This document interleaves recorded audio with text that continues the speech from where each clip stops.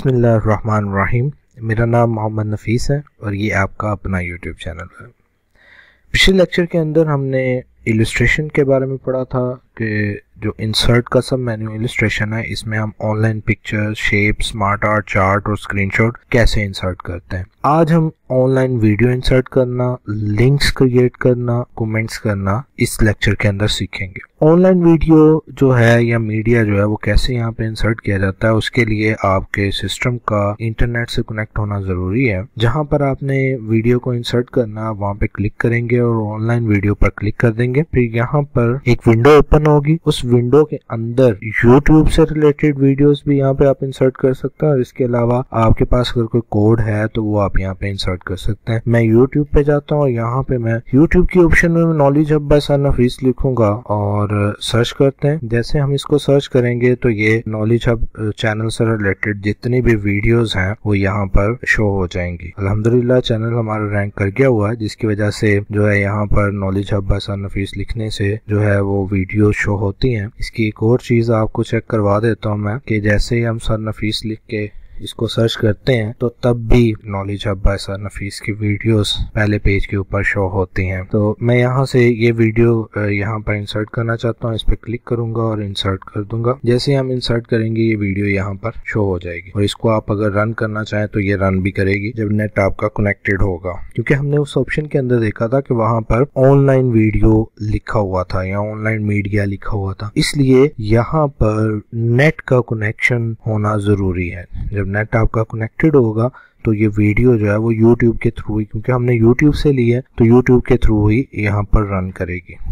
फिर इस वीडियो की भी सेटिंग आप सेम उसी तरह जिस तरह हमने इमेज की सेटिंग की थी, सेम वैसे ही आप इसकी भी सेटिंग कर सकते हैं। ठीक है, तो ये मैं सारा आपको थारोली समझा चुका हूँ, इसको आप चेक कर लीजिएगा, इसमें कोई प्रॉब्लम नहीं होगी इंशाल्लाह आपको। अगर किसी ने ये लेक्चर नहीं लिया हुआ तो इस वीडियो के डिस्क्रिप्शन के अंदर उसका लिंक दिया हुआ है, तो आप लाजमी उस वीडियो को देखिएगा। ऊपर ऑप्शन में भी आपकी स्क्रीन के ऑप्शन में भी उस वीडियो का लिंक आ रहा है जिसके अंदर हमने इसके ऊपर ये सारे इफेक्ट लगाना सीखे थे।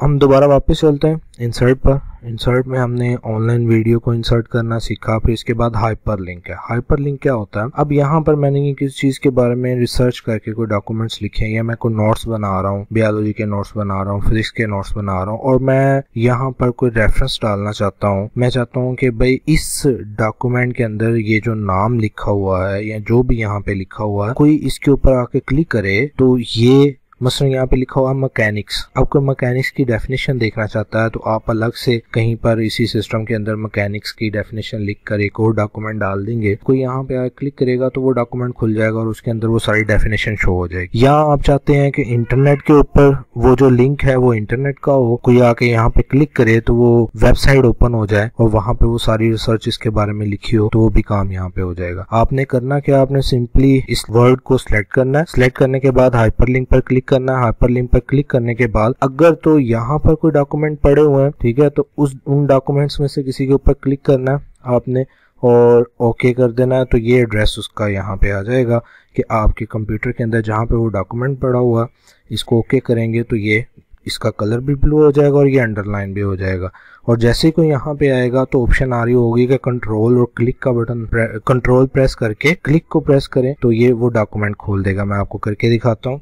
करेंगे और इस वर्ड के ऊपर क्लिक करेंगे तो वो कह रहा है जी आप जो है एक और डॉक्यूमेंट खोलने जा रहे हैं, तो आप यस पे क्लिक करेंगे तो ये खुल जाएगा। ठीक है जी, ये देखें ये लेक्चर 3 को हमने इसके साथ किया था, अटैच किया था, तो वही सारा कुछ इसके अंदर आ गया। फिर इसके बाद बुक मार्क्स आता है। अब इसको अगर आपने इस हाइपरलिंक को यहाँ से रिमूव करना है, आप चाहते हैं कि भाई ये नहीं, ये गलत जगह पे लग गया है, इसको यहाँ पे नहीं होना चाहिए, तो आप दोबारा इसको सिलेक्ट करेंगे। सिलेक्ट करने के बाद आपने क्या करना है, हाइपरलिंक के ऊपर क्लिक करना है और रिमूव कर देना है, तो वो रिमूव हो जाएगा। अब इंटरनेट की अगर कोई वेबसाइट आपने यहाँ पे लगानी है, तो यानी कोई ऑनलाइन रिसोर्सेज पड़े हुए हैं जिनके ऊपर इसकी सारी इंफॉर्मेशन है, तो जैसे विकीपीडिया हो गया, गूगल के ऊपर कोई वेबसाइट है, आपकी कोई पर्सनल वेबसाइट है जिसको आप चाहते हैं कि कोई यहाँ पे क्लिक करे तो आपकी वेबसाइट के ऊपर वो ट्रैफिक चली जाए, तो आप क्या करेंगे, इस वर्ड को सिलेक्ट करेंगे। सिलेक्ट करने के बाद आपने हाइपरलिंक पर क्लिक करना है। हाइपरलिंक पर क्लिक करके यहाँ पर उसका एड्रेस देना। मसलन मैं जैसे कह देता हूँ जी www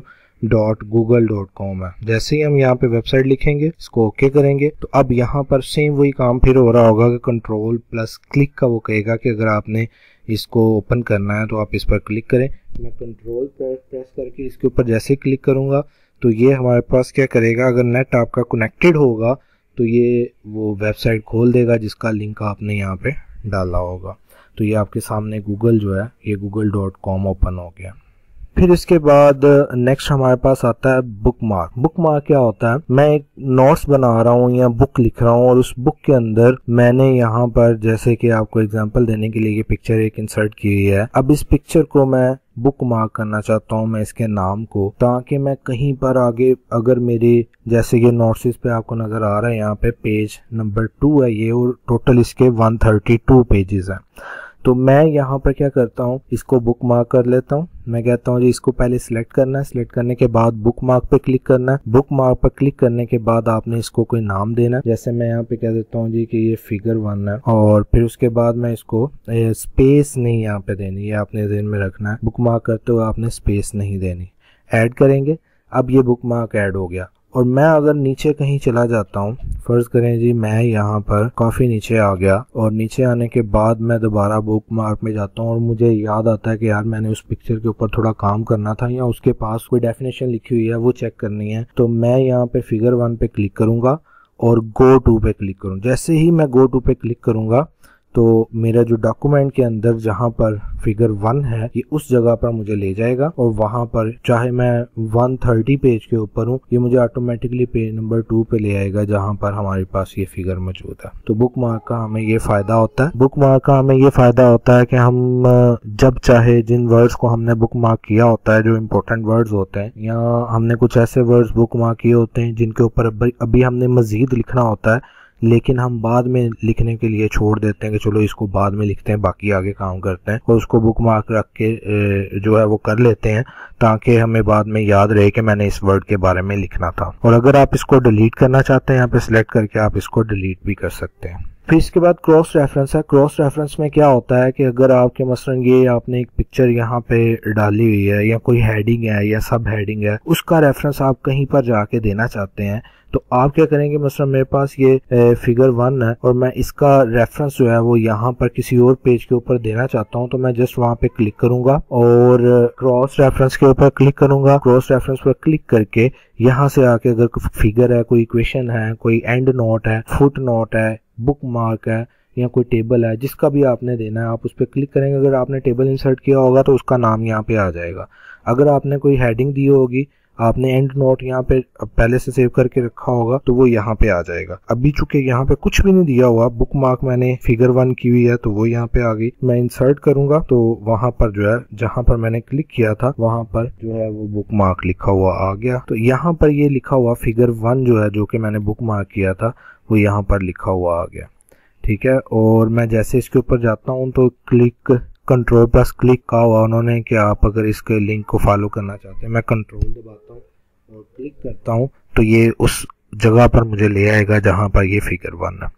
ठीक है, तो इस तरह ये क्रॉस रेफरेंस आप अपने डॉक्यूमेंट के अंदर या अपने नोट्स के अंदर या आप जो बुक लिख रहे हैं उस बुक के अंदर आप क्रॉस रेफरेंस दे सकते हैं। फिर इसके बाद कमेंट का सेक्शन आता है। कमेंट सेक्शन में क्या होता है, मैं यहाँ पर कुछ डेफिनेशन लिख रहा हूँ या कोई काम कर रहा हूँ, कोई नोट्स बना रहा हूँ और मैं उनके बारे में यहाँ पे लिखना चाहता हूँ ताकि मुझे याद रहे कि ये मैंने काम किया था, किस लिए किया था, ये क्यों किया था, या इसके अंदर मजीद मैंने क्या लिखना है, या इसके अंदर मुझे मजीद रिसर्च की जरूरत है, या मैं जब एंड कर लूंगा नोट्स तो मैंने यहाँ पे आके कुछ लिखना है, किसी को क्रेडिट देना है या कुछ भी करना है, तो मैं इस जगह को सिलेक्ट करूंगा, कमेंट पर क्लिक करूंगा। ठीक है, तो साइड पर यहाँ पर मैं कुछ भी लिख सकता हूँ। मसलन मैं कहता हूँ जी ये एंड नोट है, ठीक है जी, और मैं इसको छोड़ दूंगा। अब मैं कहीं पर भी जाऊंगा, जब भी मुझे आना होगा यहाँ पे इस पेज के सामने आऊंगा, यहाँ पे क्लिक करूंगा तो ये उन वर्ड्स को जिनको मैंने सिलेक्ट किया था आपके सामने उनको ये हाईलाइट कर रहा है।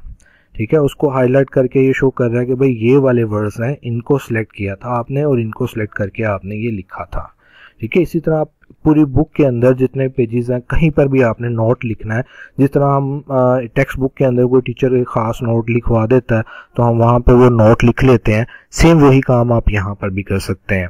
तो कमेंट का ये काम है कि आप बाद में आपको याद रहता है कि ये वाली लाइन जो है ये क्यों लिखी हुई है, ये कोई खास चीज है, तो आप उसको हाईलाइट कर लेते हैं कि भाई ये इस चीज की डेफिनेशन है या इस लाइन के अंदर ये प्रॉब्लम है, इसको मैंने बाद में देखना है, या जो भी चीज है उसको आप कमेंट सेक्शन के अंदर लिख लेते हैं ताकि आपको बाद में याद रहे। तो ये हमारा आज का लेक्चर था। उम्मीद है कि आपको पसंद आया होगा। जिन लोगों ने इस वीडियो को पहली दफा देखा है और उन्होंने चैनल को सब्सक्राइब नहीं किया हुआ, तो मेरी उनसे रिक्वेस्ट है कि वो इस चैनल को लाजमी सब्सक्राइब करें और इस चैनल को, इस वीडियो को ज्यादा से ज्यादा लोगों के साथ शेयर करें ताकि वो भी इस वीडियो से और इस चैनल से फायदा उठा सकें।